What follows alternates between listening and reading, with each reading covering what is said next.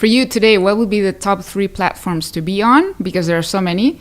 And what would you do on each of them? If you were starting now, what would you do on TikTok, YouTube, Instagram, or Facebook?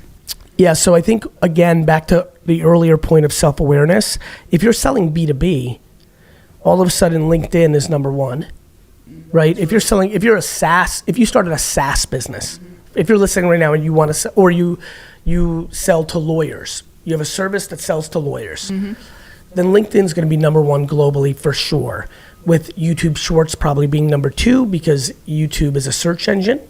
And a lot of people search there, so that would also be good if you were into SaaS.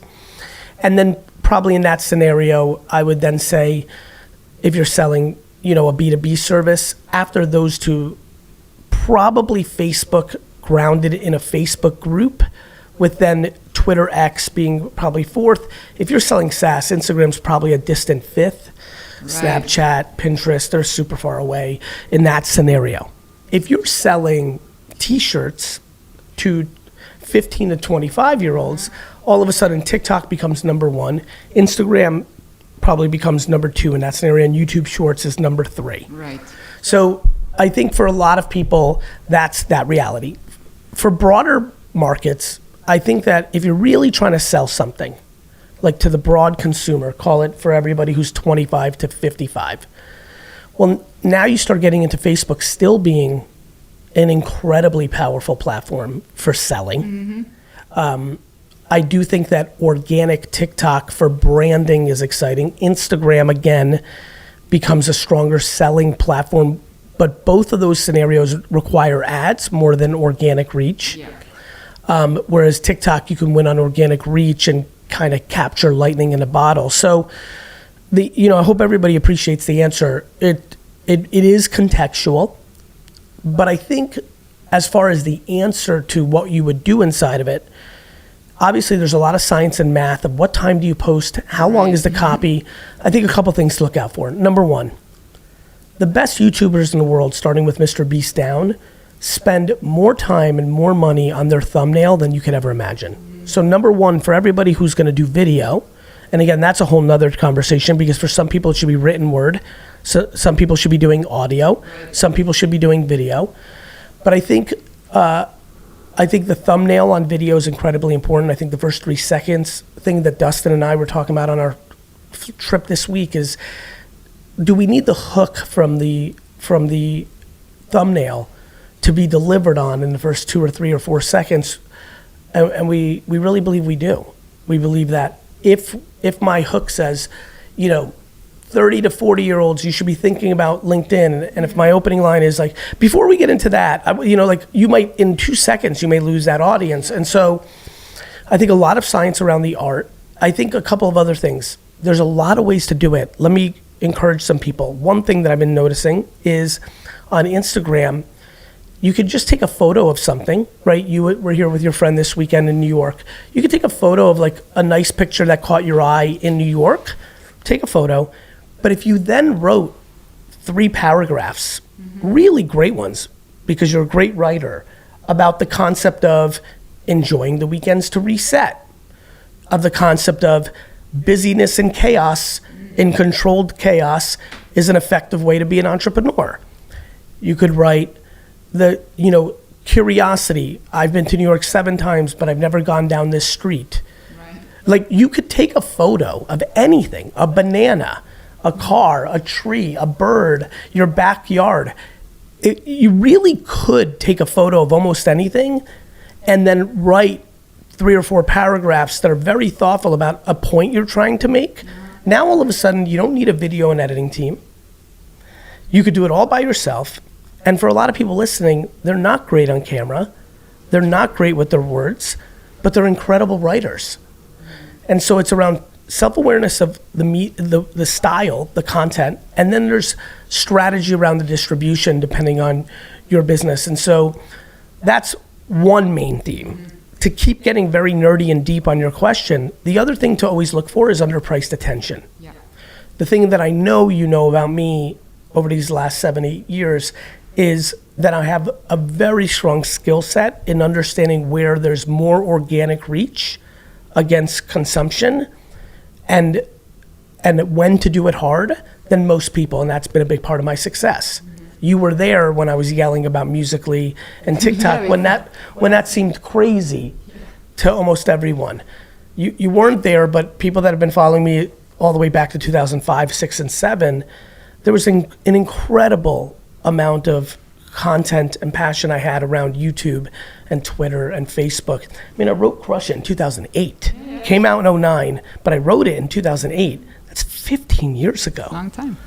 So I think that I constantly look for the underpriced attention. It's always most exciting when it comes up in a new platform, but new platforms only come around every 3, 4, 7, 9 years. Yeah. Then when it's not a platform, it goes into the things we just talked about, the strategy within the platforms. Yeah.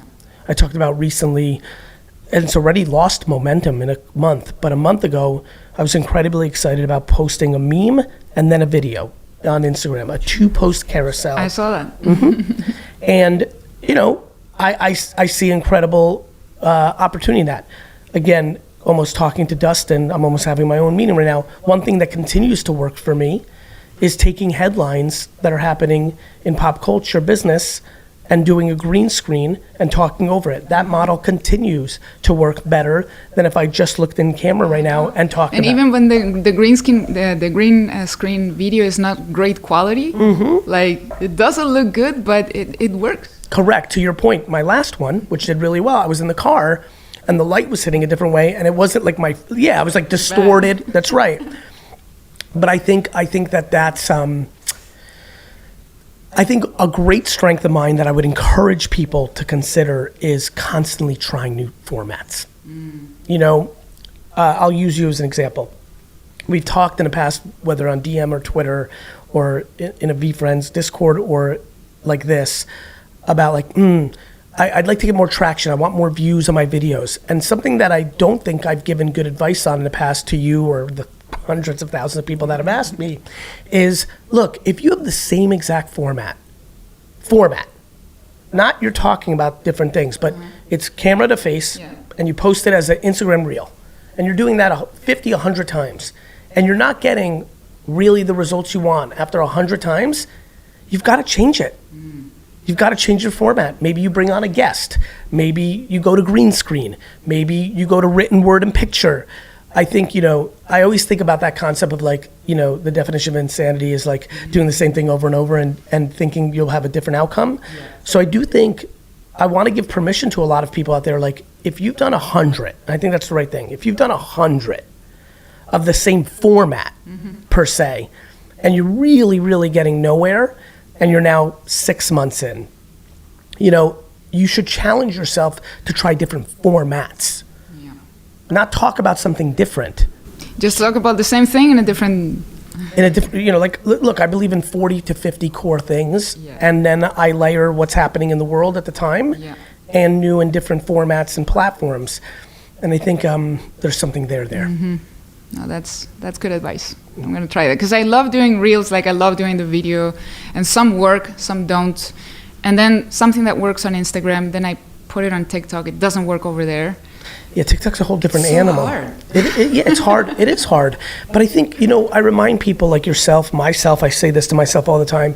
If you're looking for something special to happen, it's supposed to be hard. Yeah.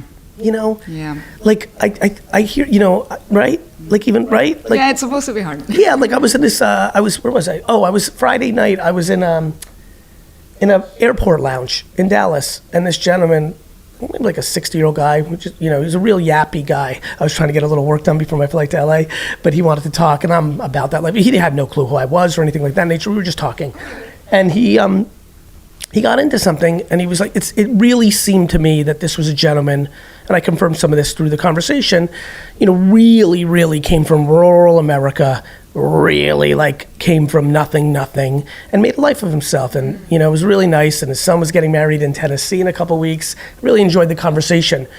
But he kind of talked about, you know, how hard he worked, and then he was talking about what was hard for him now.